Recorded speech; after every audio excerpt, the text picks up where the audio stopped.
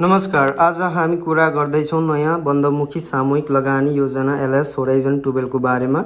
LS capital limited अन्तर्गत सञ्चालनमा ल्याइएको यस योजनाको सार्वजनिक निष्कासन हाल खुल्ला गरिएको छ। योजना अन्तर्गत कुल 12 करोड युनिट्स निष्कासन गरिएको छ भने प्रति युनिट अंकित मूल्य 10 रुपैयाँ कायम गरिएको छ। लगानीकर्ताले न्यूनतम 100 युनिट्स तथा अधिकतम 1 करोड 20 लाख युनिट्ससम्म आवेदन दिन सक्ने व्यवस्था गरिएको छ। यो 12 वर्ष अवधिको बन्दमुखी म्युचुअल फन्ड योजना हो।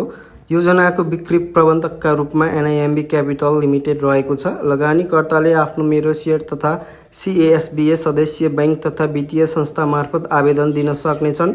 कम्पनीका अनुसार सङ्कलित रकम मुख्य रूपमा सेकेन्डरी मार्केटमा सूचीकृत कम्पनीका सेयर, बोन्ड तथा अन्य वित्तीय उपकरणहरूमा लगानी गरिनेछ। दीर्घकालीन प्रतिफललाई प्राथमिकता दिँदै डाइभर्सिफाइड पोर्टफोलियो स्ट्र्याटेजी अपनाइने जानकारी दिएको छ। हाल बजारमा म्युचुअल फन्ड प्रति लगानीकर्ताको आकर्षण बढिरहेको देखिन्छ। सुरक्षित तथा प्रोफेसनल म्यानेजमेन्ट अन्तर्गत लगानी गर्न चाहने लगानीकर्ताका लागि यस्ता योजनालाई सकारात्मक रूपमा हेरिएको छ।